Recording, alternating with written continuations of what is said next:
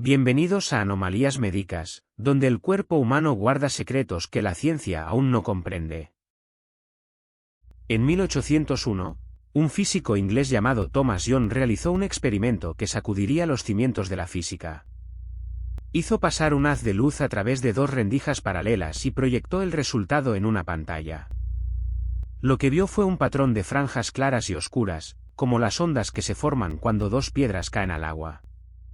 Ese patrón de interferencia solo podía explicarse si la luz se comportaba como una onda. Pero la historia no termina ahí. Un siglo y medio después, en 1961, el físico alemán Klaus Johnson repitió el experimento, pero esta vez con electrones, partículas que se suponían sólidas e indivisibles.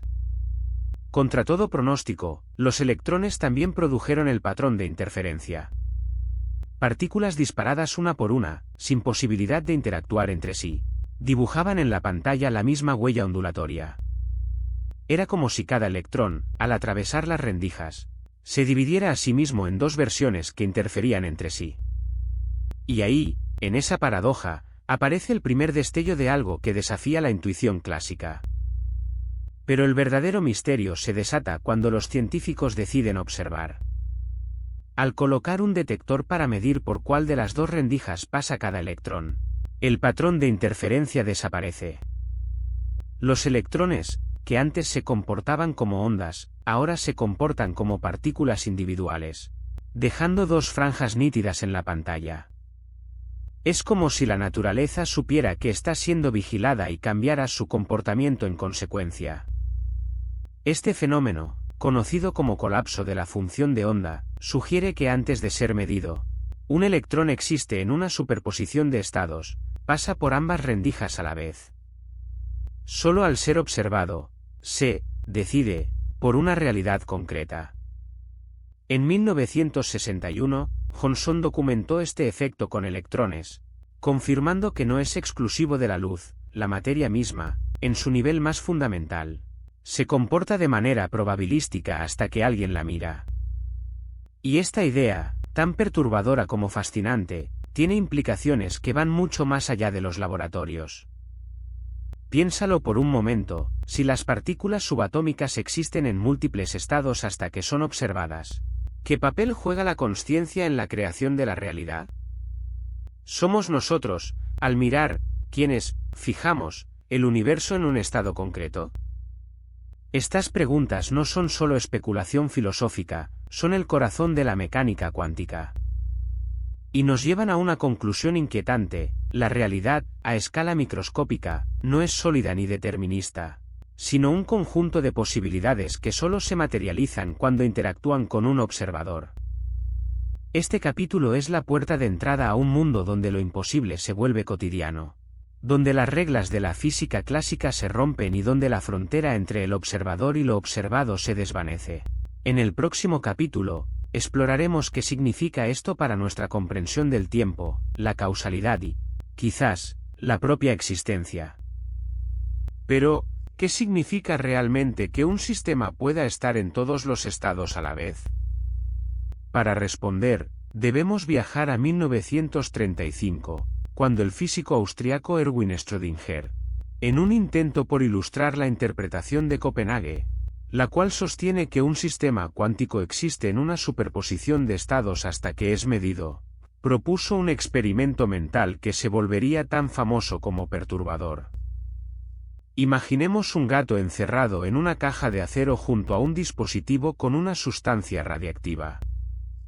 Si el átomo decae, el mecanismo libera un veneno que mata al gato.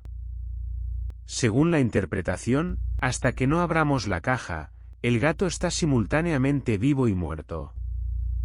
Schrödinger no creía que esto fuera físicamente real, sino una paradoja que exponía las fallas de la interpretación. Sin embargo, la naturaleza parecía no estar de acuerdo. A lo largo del siglo XX, los experimentos demostraron que la superposición no es solo una abstracción matemática. En 2019, un equipo de investigadores de ETH Zurich liderado por el físico Yiben Chu logró crear un gato de Schrödinger macroscópico, un oscilador mecánico compuesto por 2000 átomos. el más grande jamás puesto en superposición hasta ese momento. Este objeto, visible bajo un microscopio, vibraba en dos estados diferentes a la vez, desafiando la intuición clásica. El resultado fue publicado en la revista Science y confirmó que la extrañeza cuántica no se limita a partículas subatómicas. También emerge en sistemas que contienen miles de billones de componentes. La línea entre lo microscópico y lo macroscópico se volvió borrosa. Pero la doble rendija esconde un giro aún más perturbador, uno que parece doblar el tiempo sobre sí mismo. En 1978, el físico John Wheeler propuso un experimento mental llamado elección retardada, que años después se convirtió en realidad en los laboratorios. La idea es tan sencilla como inquietante. Si decidimos medir la trayectoria de la partícula después de que haya pasado por las rendijas, el patrón de interferencia desaparece, como si la partícula supiera que iba a ser observada y hubiera tomado una decisión en el pasado. Es como si el presente pudiera reescribir la historia de la partícula. Un concepto que desafía nuestra noción lineal del tiempo y que llevó a Wheeler a decir que el universo es participativo. La realidad no está completamente definida hasta que alguien la observa. Esta superposición no es un mero capricho de la naturaleza. Es la base de la computación cuántica, una tecnología que promete revolucionar el procesamiento de información. Mientras que un bit clásico solo puede ser 0 o 1, un qubit, el equivalente cuántico, puede representar 0, 1 cualquier superposición de ambos estados simultáneamente. Esto permite que una computadora cuántica realice cálculos en paralelo a una escala inalcanzable para las máquinas tradicionales. Por ejemplo, en 2019, Google afirmó haber logrado la supremacía cuántica con su procesador Sycamore, que resolvió en 200 segundos un problema que a una supercomputadora clásica le tomaría 10.000 años. Aunque el resultado fue debatido, el mensaje es claro: la realidad, en su nivel más fundamental, es una red de posibilidades que solo se materializan al ser observadas. Para la mayoría de los físicos, sin embargo, esto no implica que la conciencia humana tenga un poder mágico sobre la materia. La interpretación de Copenhague, formulada por Niels Bohr y Werner Heisenberg en los años 20, sostiene que el colapso de la función de onda ocurre cuando la partícula interactúa con un aparato de medición clásico, es decir, con cualquier sistema macroscópico que registre el resultado. La observación no requiere una mente pensante, basta con que un fotón golpee un detector, que una molécula choque con otra. El misterio entonces no está en la conciencia, sino en la frontera entre lo cuántico y lo clásico, esa línea difusa donde lo probabilístico se convierte en tangible. Bohr lo expresó con ironía: si no te sorprende la mecánica cuántica, es que no la has entendido, pero también insistió en que el observador no es un sujeto, sino un instrumento. Pero la historia de Henrietta Lacks no termina con su muerte. Sus células, bautizadas como ELA, se convirtieron en una herramienta indispensable para la ciencia. Fueron utilizadas para desarrollar la vacuna contra la polio, para estudiar el cáncer, el VIH, los efectos de la radiación y hasta para probar la primera píldora anticonceptiva. En 1955, Jonas Salk, el creador de la vacuna contra la polio, confirmó que su descubrimiento funcionaba gracias a que las células ELA podían cultivarse en masa. Fue un avance que salvó millones de vidas, pero también encendió un debate ético que sigue vigente. ¿Es justo que las células de una mujer, extraídas sin su permiso, hayan generado una industria multimillonaria de la que su familia nunca vio un centavo? En 2020, la Organización Mundial de la Salud estimó que existen más de 50,000 publicaciones científicas basadas en estas células, y su uso continúa expandiéndose. Sin embargo, el impacto más profundo no está en los laboratorios, sino en la forma en que entendemos la vida misma. Porque si una célula puede volverse inmortal, ¿qué nos dice eso sobre nuestra propia mortalidad? La respuesta podría estar en un mecanismo molecular que los científicos apenas comenzaban a entender en los años 70, la telomerasa.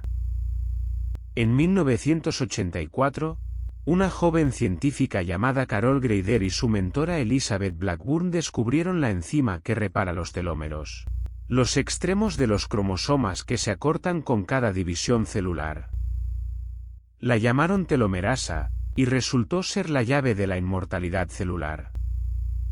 Las células HeLa, al ser cancerosas, producen grandes cantidades de esta enzima, lo que les permite eludir la ley de Hayflick y dividirse indefinidamente. Pero lo que hace único a este descubrimiento no es solo que explicaba cómo Henrietta seguía viva en un laboratorio, sino que abría una puerta a una pregunta perturbadora. Si pudiéramos activar la telomerasa en nuestras propias células, ¿podríamos retrasar el envejecimiento? Los estudios en ratones han mostrado resultados prometedores, pero el camino hacia la inmortalidad humana está lleno de peligros. Porque la misma enzima que podría prolongar nuestra juventud es la que alimenta los tumores. Es un dilema que enfrenta a la biología con la ética, y que nos obliga a reconsiderar qué significa realmente vencer a la muerte.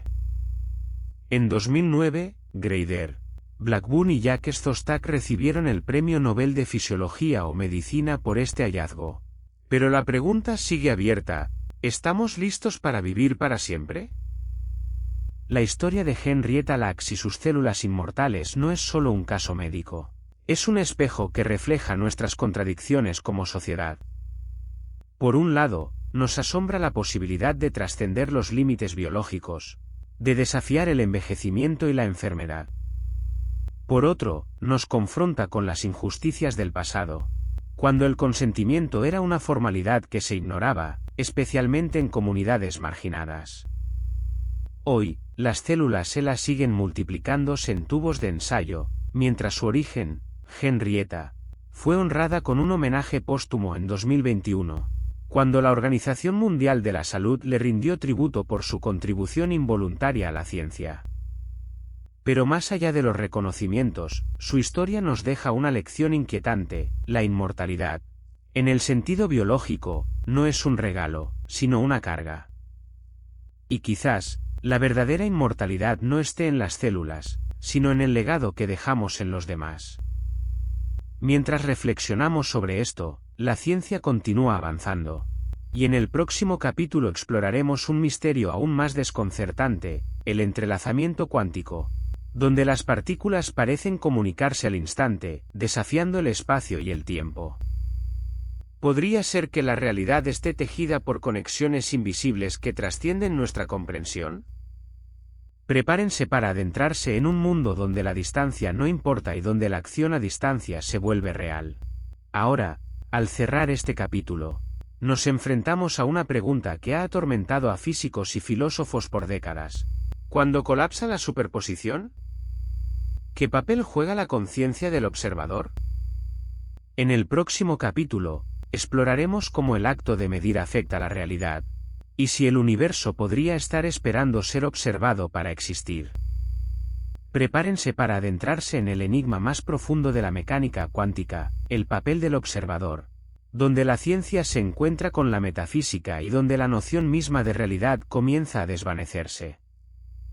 Así, el debate sobre el papel del observador sigue abierto, dividiendo a los físicos entre quienes aceptan que la realidad es emergente y quienes buscan teorías más profundas, como la de coherencia cuántica o las interpretaciones de muchos mundos. Lo fascinante es que estos experimentos no son meras especulaciones filosóficas. Se han realizado con fotones individuales, con átomos e incluso con pequeñas estructuras moleculares, y los resultados siempre confirman la misma anomalía: medir cambia el resultado. En el próximo y último capítulo de esta historia, exploraremos las implicaciones más extremas de estas ideas, desde los gatos que están vivos y muertos hasta los ordenadores cuánticos que prometen revolucionar nuestra tecnología. Porque el misterio no se agota aquí, apenas comienza a revelar sus capas más profundas, donde la lógica clásica se desmorona y la imaginación científica debe atreverse a pensar en lo imposible. Y mientras la realidad se desdibuja entre partículas y observadores, surge una pregunta aún más inquietante: ¿y si el universo entero fuera un holograma? En el próximo vídeo, desmontaremos esta teoría que desafía todo lo que creemos saber sobre el espacio. La materia y nuestra propia existencia. No se lo pierdan. ¿Qué opinas sobre el papel del observador en la mecánica cuántica? Déjanos tu comentario y suscríbete para más exploraciones científicas. Gracias por acompañarnos. Hasta el próximo misterio médico.